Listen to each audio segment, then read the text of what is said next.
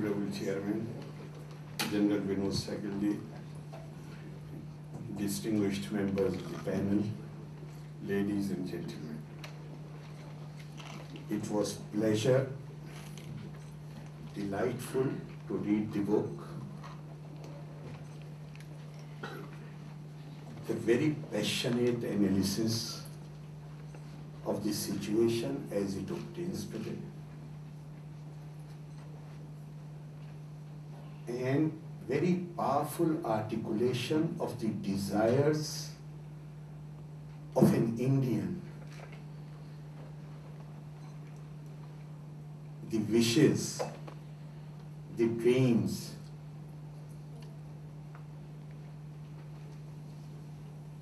how he wishes to see India in the future, earlier, how he is pained at the situation which we see around us today, and the wishes for the future. The only word of caution that I would like to sound is that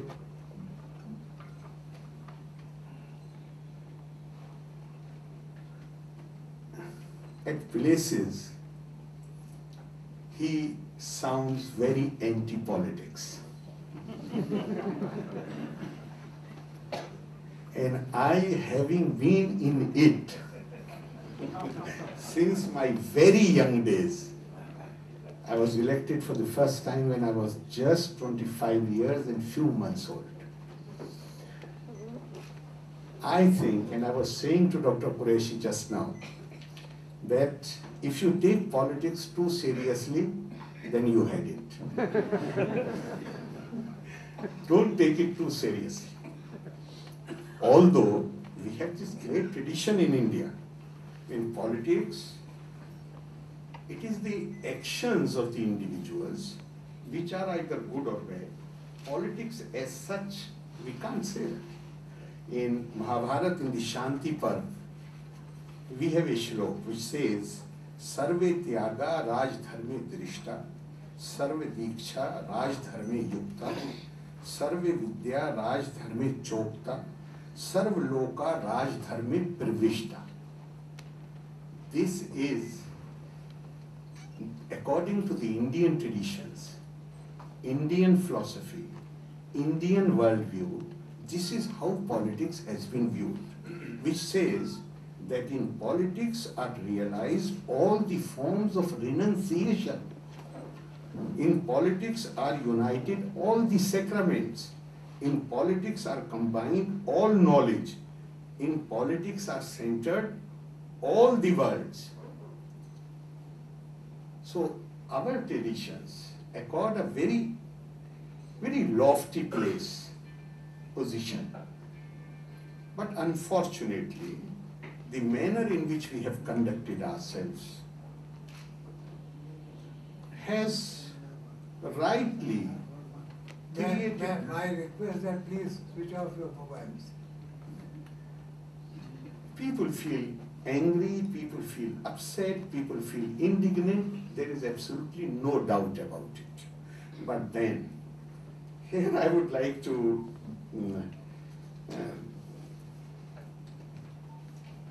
looking that I would like to quote Pope John Paul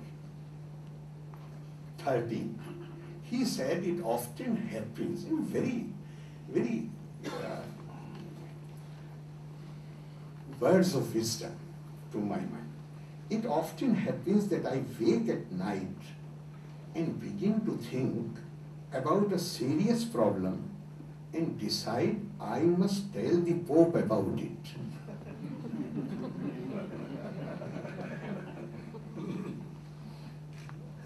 I wake up in the night, think about a problem. I'm not fully awake.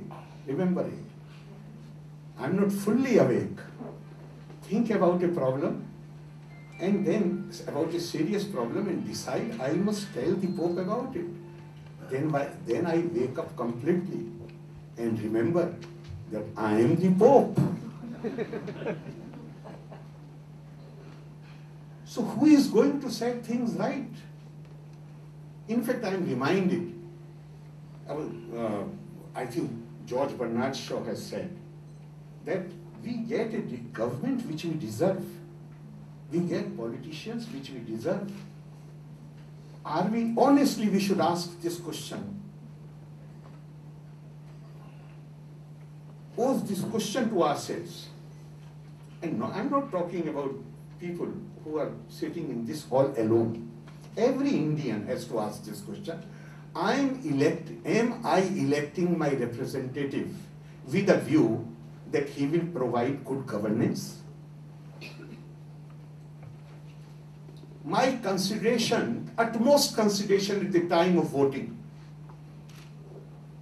is what is the religious faith of the person who is contested? What is the caste of the person? What is the community of the person? Which area he comes from? What language he speaks? If I know that after being elected, you expect from me good governance, then I will provide good governance.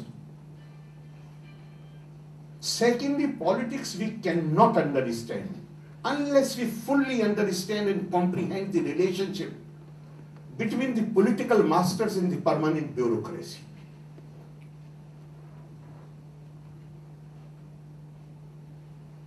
Having been in the parliament and in the government for considerable time, I can say that most of the time,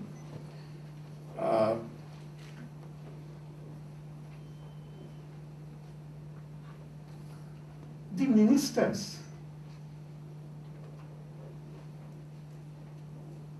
and the system is designed such, I'm not trying to find fault with the ministers. The system is designed such that if you ask me, they are merely public relation officers of the permanent bureaucracy.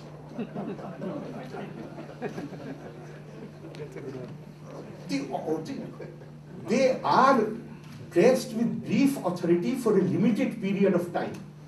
They have to subject themselves to public scrutiny after every 5 years, sometimes less than 5 years. But the other side, they don't have to subject themselves to any public scrutiny. In fact, even if they don't work, you can't fire them. There is no way. You transfer them.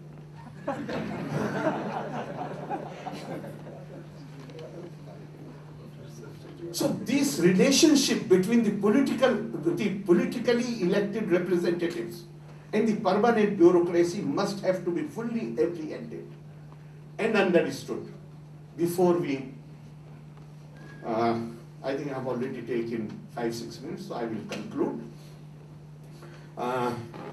As far as the desires are concerned, one cannot disagree with them. One cannot dispute all these wishes for good governance, but I am reminded of 2 small verses of the Holy Quran. It says, Am lil insani ma tamanna.